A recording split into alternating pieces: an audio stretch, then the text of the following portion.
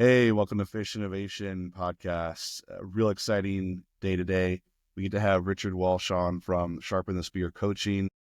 I love bringing on different guests to the show. We've had founders, we've had marketers, and one of the things I believe is really important with every business owner is to have coaching.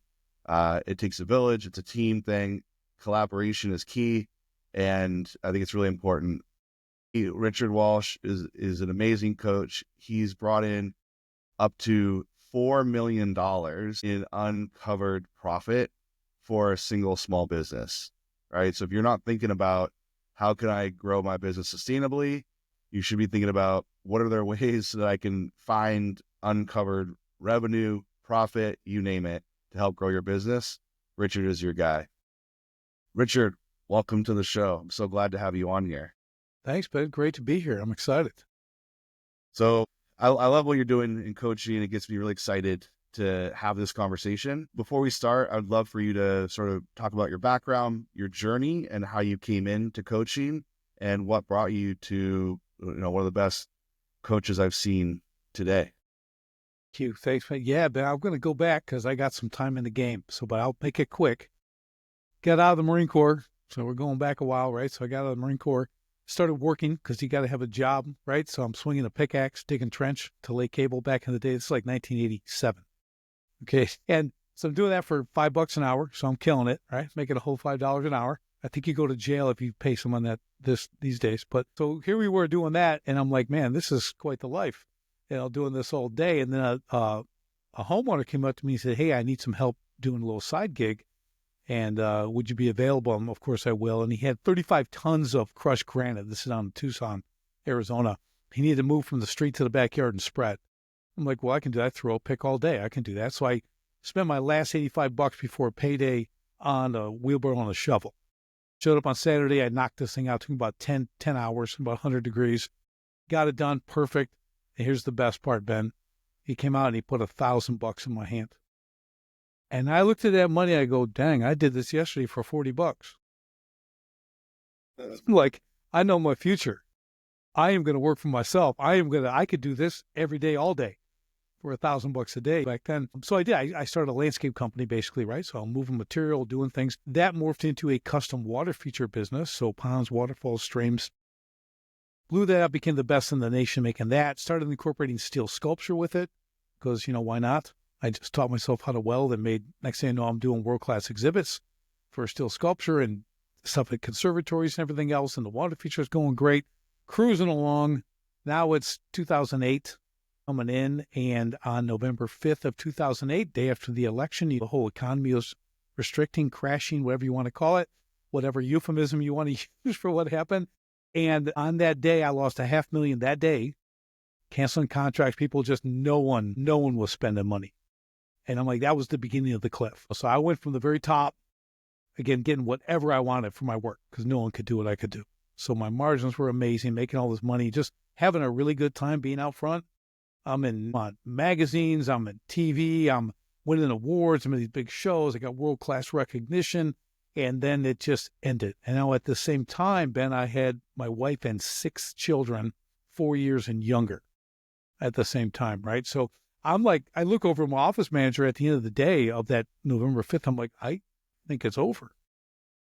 I don't know how we're going to, and it just kept going into 2009. We were done. And the funny thing, Ben, was I'm doing a lot of stupid things, right? Trying to keep it going because that's what we do.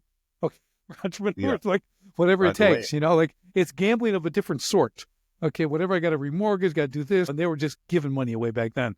You might have been in the business back then, banking and stuff, but it was just money for what, you can fog a mirror, here's $100,000. So you can do stuff, but what I ended up realizing, Ben, that what I wasn't doing, I built great stuff. I was out front, winning awards and all that, but I wasn't taking care of the business. I didn't even understand the business aspect. I did it for 20 years. And that's what happens to a lot of people. They get on that kind of hamster wheel. They're doing stuff, making money, but they really don't know the business aspect. And that came home to roost, right? So Absolutely. I lost my business. I lost my home, had to relocate, the whole thing. But the best part of it, Ben, for me was I had this epiphany one morning. I woke up and I'm thinking about my 6 kids. And I'm like, okay, they don't care how many trucks I have, what I actually build, what kind of house we live in, right? All they wanted was me to be around. And I wasn't. I leave early, get home late. They love me, run to see me. I said, if I continue on this path where business is first, it's everything. Okay. I'm going to ruin my children's lives in the future because they're going to have broken marriages, failed relationships, right? They may be good at business, but all they know, more is caught than taught with kids. All they're going to know is what they saw me do. Yeah. Right. So, dude, I got out of bed. I went in the office and said, we're done today. And I shut it down. I went to my construction yard. I told my guys who've been with me over 10 years. I said, guys, we're wrapping it up this week. I'm not doing this anymore. So I realized my identity was so wrapped up in my business that I couldn't kind of do it. So I just shut it all down, moved on, had to start over again. Okay. So from that point, I created 2 more businesses. I opened a gym, started being I was always a fitness trainer, doing that kind of stuff, love working out and everything. But I started at Anytime Fitness just as a trainer, kind of built a program for them. And next thing you know, I'm trainer of the year at Anytime Fitness. I'm like, well, we know what that means to an entrepreneur. I got to go open a gym. So I went and opened a boot camp style training, scaled that up, got out of that, started the contracting business, did a roofing, siding, windows business, did that really well. And at the same time, a lot of entrepreneurs ask me, well, how'd you do that?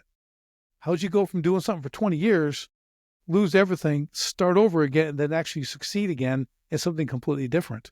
So I started walking them through their businesses, and then I started seeing these patterns. They're all making the same mistakes. All of them. Okay. So I'm like, hey, I'll write a book. So I wrote a book called Escape the Owner Prison.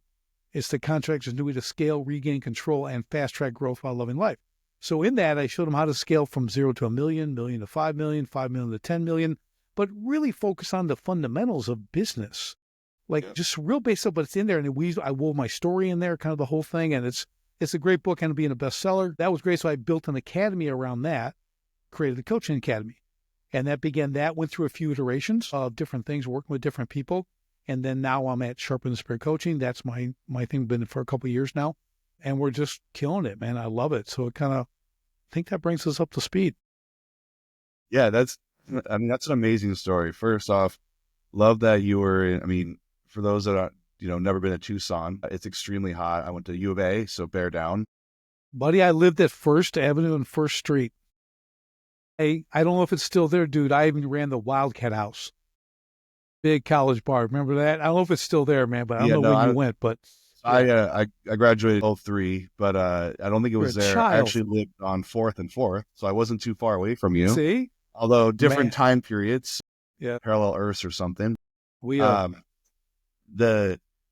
First working in the hot sun, at $1,000, then that's nuts, right? But I love that the journey you took, because a lot of folks will just kind of reach a wall and go, what do I do now? They get stuck. And you said, no, let me see, how do I get around this wall, above this wall, under this wall, right? And what it did was, I love the fact that you took this self-reflection period and you sort of did a deep dive. And we talk about this a lot in product management, of doing lessons learned, things to look back at your business and understand what's going right, what's going wrong, what could we do better.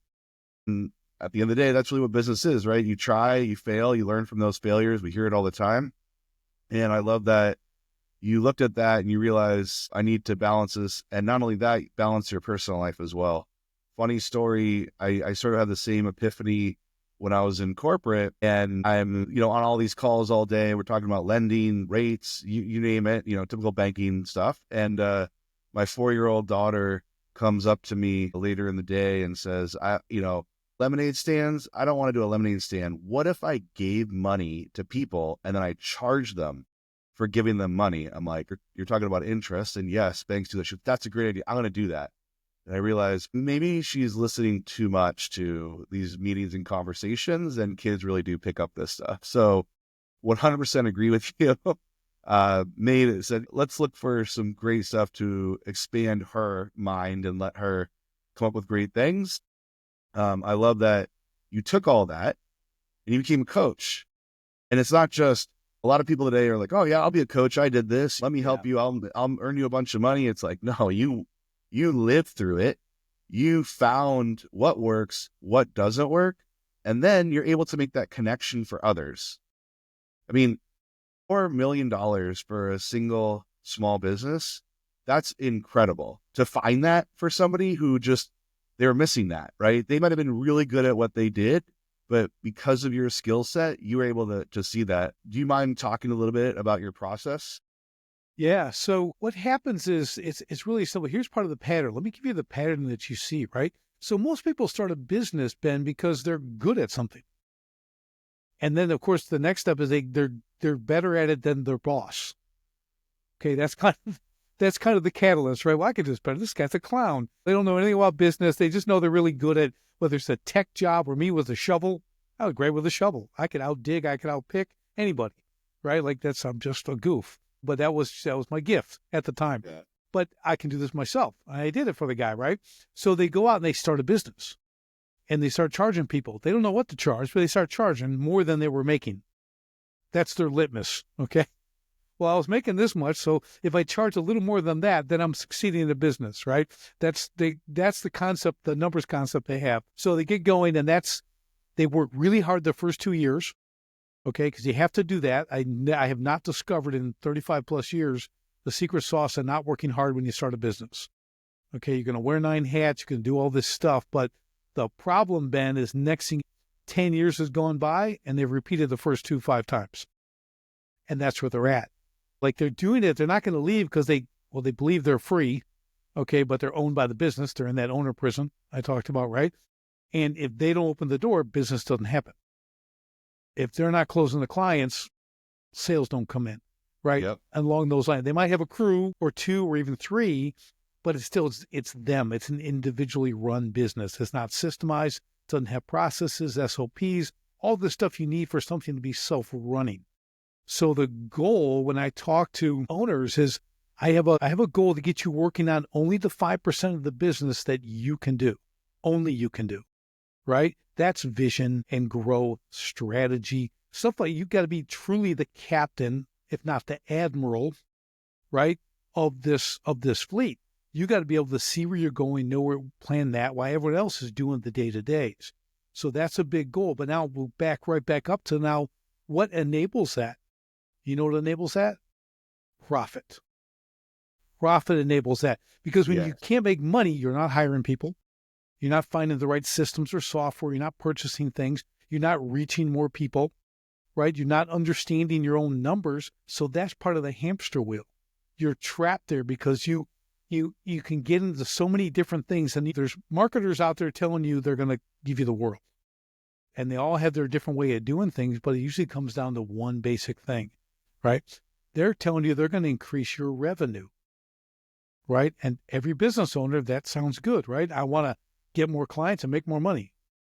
It's a pretty simple equation, right? That's what I want to do. So they're telling you they're going to make you more revenue, and you're like, yeah, they're going to make me $500,000 or make me $1 million.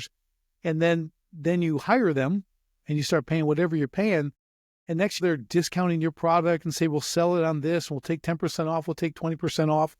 They do this, and then you don't run the numbers because you don't know the numbers. You're seeing revenue. You're seeing gross revenue. Hey, look, it's climbing. Hey, $200,000 in sales. You're not looking at your actual P&Ls, right? Your profit and loss, saying, what is this actually costing me? So let me give you a little quick snapshot of what this looks like, put in real simple terms. You have a product or service. You sell it for $100. It costs you $70 to make it. Okay, everything else, all that stuff's in there. So you make $30 every time you sell this product or service. Okay, great, $30, that's my margin. I got that. Now, take 10% off. Do a 10% discount. Okay, still costs, you're selling it for, now you're selling for 90, costs you 70, you're making 20. Okay, so now, even though you're selling these, you have to sell over 33% more, almost double really, to make the same amount of profit at the old price, at the $100 price. And guess what? No one only discounts 10%. They discount 23. And what the studies have shown, this is really important, until that discount hits 40%, it doesn't affect the buying decision. So think about that. You're literally just giving stuff away. That's not going to change. It's not making them buy because it's 10 or 20% or 25% off. That's not why they're buying, right? So I just like to throw that out there so guys understand the profit calculation and what it really means. 100%. I agree with you. And I mean, sometimes the strategy can be great. Depends on your industry to maybe be a loss leader, right? So you're losing money on it, but you're selling other things.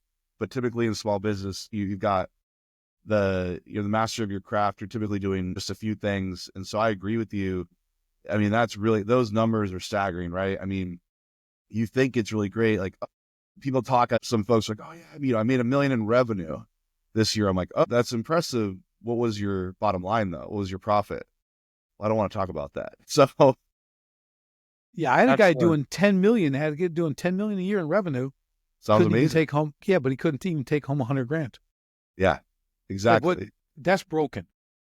Exactly. There's something missing there to be able to get to that. And I agree. And that's, I think, the whole overall P&L optimization, our profit and loss, like income statements, things, people do need to be looking at that, paying attention. I think business cases are great too, like to show somebody really simply, hey, so how much do you want to sell this for? Well, I think I've been selling it for $10. Maybe I should sell it for 12 because I do well at it. All right. How much does it cost you to do it? Well, your time counts as well, right? It's not just the cost of goods. And you find out, all right, so I've increased by $2. However, now you've had people enter into the market and you're no longer the top dog at what you do. So you're going to either have to charge $18, $20, which maybe, but you're going to lose sales from that. Not everyone's going to want to pay that. They're price sensitive. And so what do? Where do you go? Yeah. So let's talk about price increase. There's two things that are 100% pure profit, and that's price increase and cost cutting, right? Those two things, they don't change anything else. They create pure profit, right? So it's important to know, but like you're saying, if I'm looking at, well, if I raise my prices, so here's an example. You got like I had a gym, you have a health club. I charge people $60 a month. Whatever it is, right? People can come into the gym, whether you're at the Y or wherever you're at, right? That's like free. Right. And it's like, yeah, but they're built on your gym model is 80% no show, 20% use it. So it's a great model. Okay. It's a fantastic model. Okay. Why do you think Planet Fitness can charge $10 a month and still be in business? Yeah. Because ain't nobody coming. So, but they're gonna start really soon. Like tomorrow, Monday, they're coming to the gym. They're going to work out. Well, January 1st, that's when you get a sign up at Planet Fitness that says, so sorry, we're at capacity. Wait a minute, I paid my $1. That's right. Yeah, exactly. I'll pay you $11 instead. Let me in. But so the point is, if I'm there and then I want to create profit, well, how would I raise my prices? And people, I go, well, what if I raise it $4? What if I raise it $4 only? So let me say, so I go to 64, that's going to actually give me like a almost 30% increase, okay, in my profit margin, right? But now you're saying, well, people might not come. But how many people do you really think are not going to continue to pay that for $4 more? Okay. So here's the thing, right? Yeah, there could be some, but how many you'd have to lose? You'd have to lose like 63 clients just to equal your old numbers of $60. Yeah. So even if 63 people quit because you raised it $4, which they're not gonna, okay, but and then you're still even where you are today. So you actually don't even lose, right? What you get rid of, the ones who do leave, are the people you don't want as clients anyways. They're the ones pinching every penny. They're not a good client, okay? So we have to understand that when we look at those numbers, what's the real cost of a price increase? Virtually never will you go into a negative of clients. You'll get a couple of drop off and you'll want to get rid of those people anyways. We all have those customers, right? We don't want to work with. So this is when we talk about profit, you have to understand where these are at. Now we have over 40 different areas that I tap into for increased profit, revenue, really dialing the business in, and to jump all the way back to where you're on the hamster wheel and you're wearing all 9 hats. Until you can get to your 5%, Ben, you can't focus on that stuff. You're trying to get to payroll next Friday. You're trying to make sure you got that covered. You're trying to get the jobs finished. You're trying to take on more that you can't really get done, but you need the next job to pay for the previous job. People get in that cycle too, which is okay until it's not okay. Then you have a bad month and you go under, right? So there's a lot of a lot of this stuff, I don't want to get too into minutia here, but people have to think differently. Like you said, P&Ls. That's a great point. There's only 3 things on there you can affect. Most guys don't even know what their P&L is, but it's revenue, cost of goods sold, and overhead.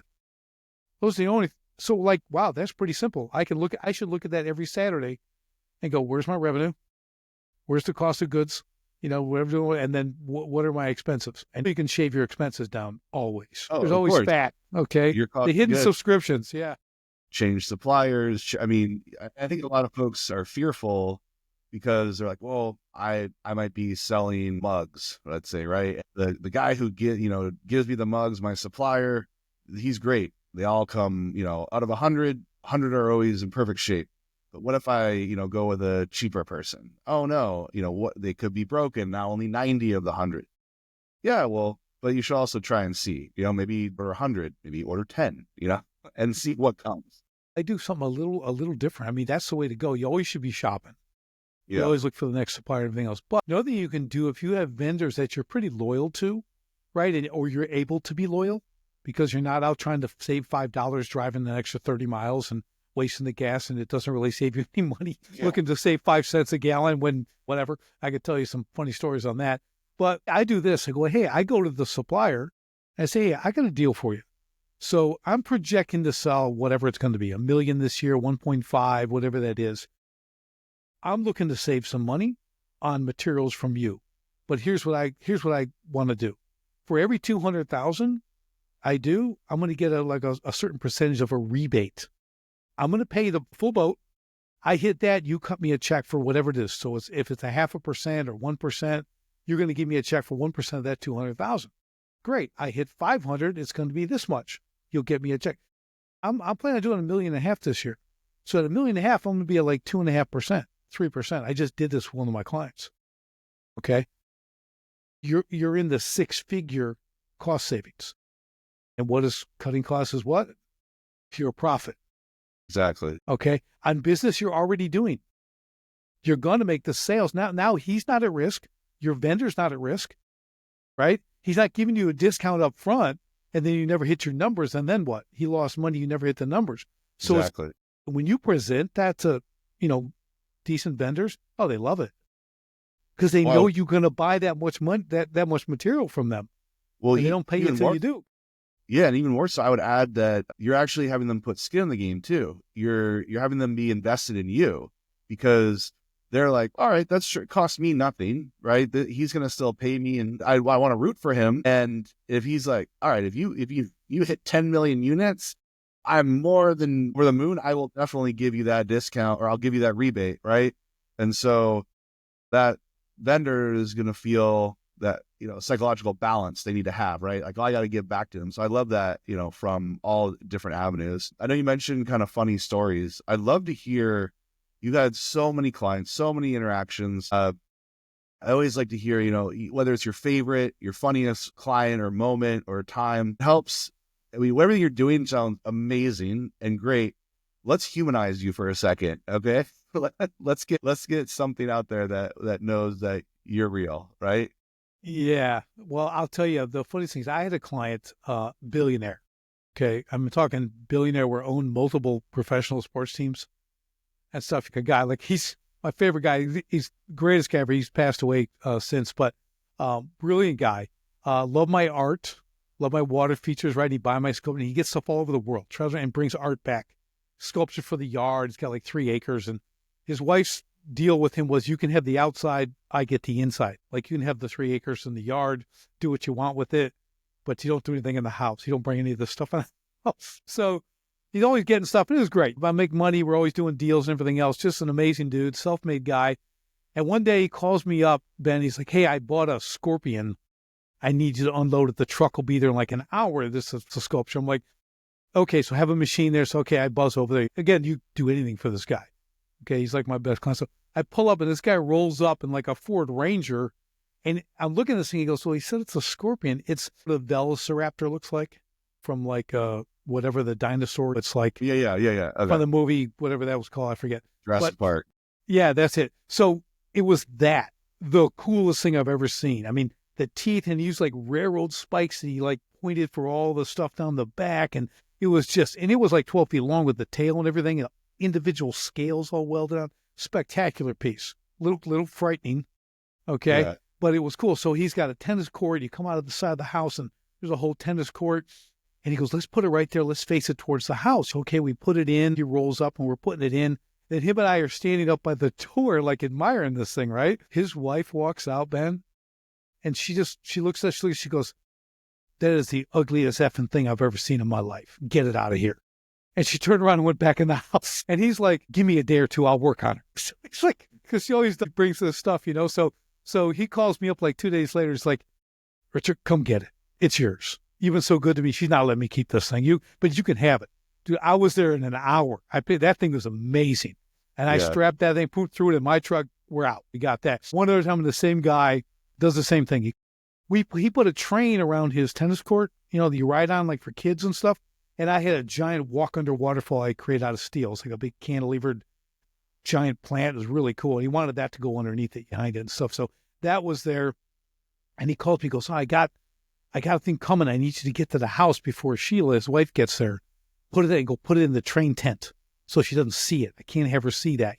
So it comes, I get it. It's this like 12-foot long bronze alligator. Okay, super. So we got this big pond in the backyard with an island in the middle and everything. Yeah. So I go, let's put it there. Because, okay, well, put it on the other side so she doesn't see it. So we put it in, its snout was just above the water. I put the lilies around it, right? You go on the island, you see this. It looks like a real alligator. Kind of freaks you out. So great, we put it in there. I don't hear anything. Them there one day doing some stuff. And his wife was super. She was awesome. Just a wonderful lady. And she came out. She goes, hey, Richard. She goes, yeah. And I go, hey, Sheila, how you doing? She goes, do you think I didn't see that? I just look at her like, she goes, I know, but just so I saw that. I know what's over there. So she just gets a big kick out of the stuff. There's a lot of stories to that guy, different things like that. It's really cool. But he was just one of those fun guys who, no matter what, he had 100 cars, collector cars. Every car that he had, he drove like 6, 7, 8 Switch each day, 500 horsepower and up. So I asked him, he's like Mr. Magoo. He's like 5'5" maybe, right? This guy, he's kind of going around it, and he's a gazillionaire, you know, all this stuff. He's just a brilliant dude. So I asked him one day, because he had me take one of them out to take for a drive, and he told me to punch it. I'm driving, and that's really cool. And I said, well, okay, where do you go to open this up, man? Like, really drive? He goes, oh, I don't drive past 45. I just want to know I have it. Okay, it's just those kind of, he was one of a kind. When he passed away, dude, there's like 3,000 people at his funeral. It was amazing, because that guy touched a lot of lives. I mean, just, again, a self-made guy, entrepreneur. He makes all, the blue tarps you buy at like Home Depot? He made those. He was the only domestic producer, polyethylene manufacturer, right? Yeah, so wow. Just any canvas business. He did a bunch of stuff. I mean, just an absolute joy. For over 10 years, I worked with that guy, and just always something new. See something I have, bring it to the house, and negotiate for it, whatever. And it's just a lot of fun. So that's my funny story. These are great. There's a lot of stories with just that one guy. I have plenty others. Love it. I mean, what I took away from that story actually was your dedication, right? As a small business owner, you knew that even though he's your client, his wife's also your client by proxy, I guess. And so, you're, okay, how do we do this? Because I'm gonna placate one but offend the other, and so you're trying to figure this out, and that's probably why you were such a great partner for him. I would call, for all the things in West Fight. The funniest, I'll give you the final quick one. So every Saturday he bought a new car. That was his hobby, like Mercedes V12. So he goes, well, yeah, I lose $5,000 a week on the trade-in because he just trades it in the next week. So he goes, I put $250,000 aside for my little hobby. And it's just something I do. I have breakfast and I go there, and his wife never goes. She goes golf and he never goes with him, right? They've been married like 35 years. He goes, so I finally convinced her to go with me. So we bought, they're in this high-end Mercedes that can really go. So he's got the salesman driving the car. They're in the back seat. Get on the highway, and what does he tell them? Well, let's see what this thing can do. So the driver, he's doing like $110 or something, right? All of a sudden the lights are going, right? The police pull him over. So these, Gary and his wife are they're like in their 70s. Okay. He's young, he's like in his 70s. And this rookie cop gets out, he's shaking. He's got the pistol drawn, comes up to the window and stuff. here's these two old people sitting in the back with their hands up and everything else. And he's telling me the story. He's like, if she wasn't there, she would have never believed it. The one time she went, and all these years, we get both over. It was great. I mean, but that's just who that guy was. He was just such a fun client, man. And that's why I would do anything for that guy. He'd come out and just give all my guys hundreds as a tip when they're working there. Just come out and Amazing. just hand it out. He's just like, go to lunch. Just give everyone $100 and tell them to go to lunch. It's just that guy. Well, I mean, that's why he's a billionaire, right? I mean, because he knows the human connection. It's not about money. I mean, if he knew your guys even more personally, he might have given them something else. Like, he's saying, hey, you're working hard for me. I appreciate you doing this for me. I love that. What can I do for you? And I love it. It's always in all these relationships, it's give and take, and seeing that and having that success. I love, you taught the audience a ton of stuff today. I mean, one thing, I want folks to know, they really should reach out to you to really get to know this. I mean, if you haven't even thought about, and I think a lot of small business owners, like we said, where they're not looking at their P&L, they're not thinking about these things, and they might be sitting here going, I'm doing great, but wait, I could be doing better. And I think that's the thing is connecting with you and really getting that time to see if there is that opportunity. You never know. You might be that small business owner that's got 4 million potentially sitting around that is not been uncovered yet. You should probably be finding every opportunity to do that. How can folks get a hold of you? What's the best way? Yeah, you can go to sharpenthespiritcoaching.com. That's the site. You're going to see a ton of information on there. But I'm going to do two things, make it really simple. If you go to sharpenthespiritcoaching.com/simulator, okay, just go there. You can literally put in 3 numbers, and there's a little slide scale, and you can see how you can uncover hidden profit. It'll probably show you about 100,000 in your business of hidden profit without crazy numbers. So if you want to play with that, then you get a report. I'll give you a full report on that. That's one thing. The other gift I want to give, since I've had such a good time here, Ben, if they want to escape the owner prison, the audio version, and yes, it's me reading it, okay, just go to sharpenthespiritcoaching.com, send me a 1-sentence email, say, hey, I saw you on Ben's show, Fish Innovation. Can I get the free copy of the audio version of your book? And I'll send it right to you. I'll send you the link, and you can do that. It's amazing. I love that. It's so helpful. And I know we're almost out of time here, and we could go, and I might just have you on a second time.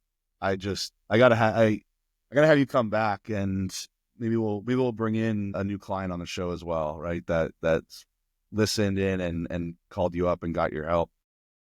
Before we end, is there anything, parting words or something that we didn't cover today that you really want folks who own their small business, or, who are as a founder in a startup, or anybody who's thinking about starting a business?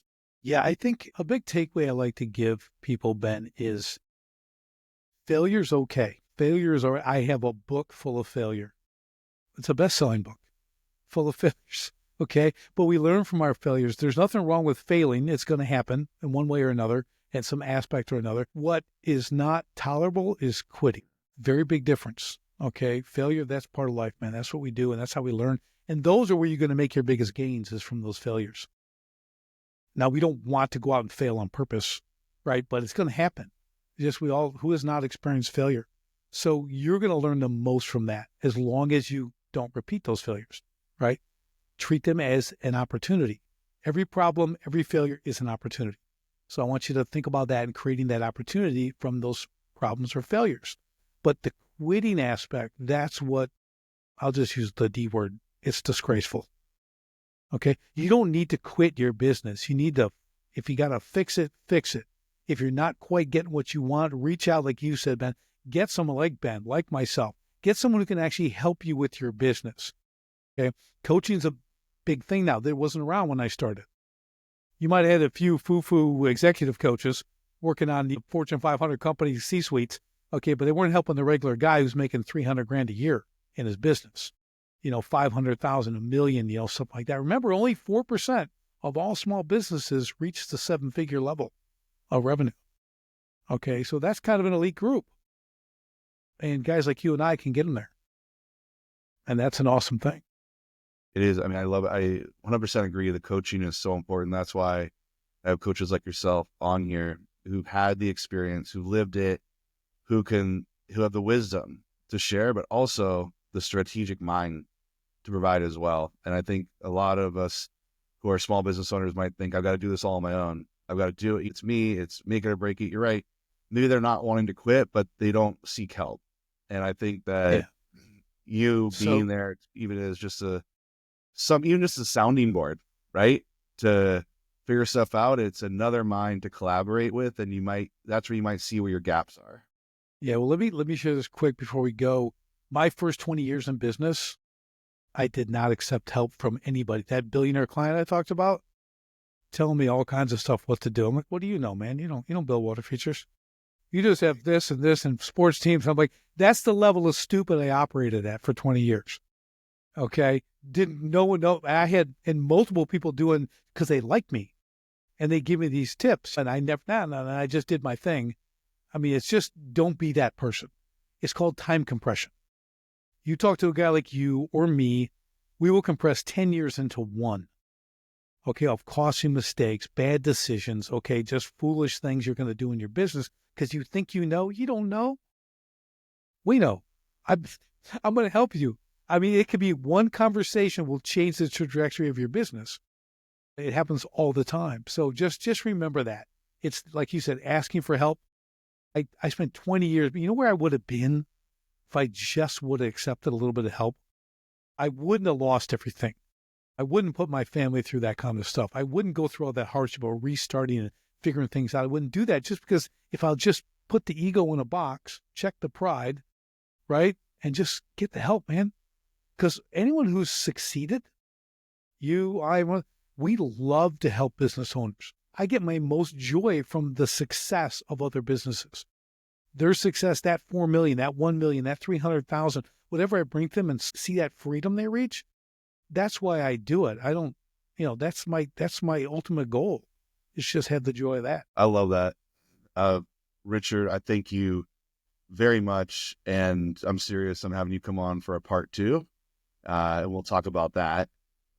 You heard awesome gift. He's giving away the audiobook, and he's also giving you an awesome tool where you can go to, check out, and just see for yourself. Bull Simulator. We'll put those comments and links those links in the comments section. And, you want to give that just those 2 websites one more time for those that may not have had a pen and paper before. sharpenthespiritcoaching.com is the website. Go to sharpenthespiritcoaching.com/simulator if you want to play with some numbers. It's really easy and get a really cool report about your business. Awesome. Thank you so much. Have a great rest of your day and keep on innovating.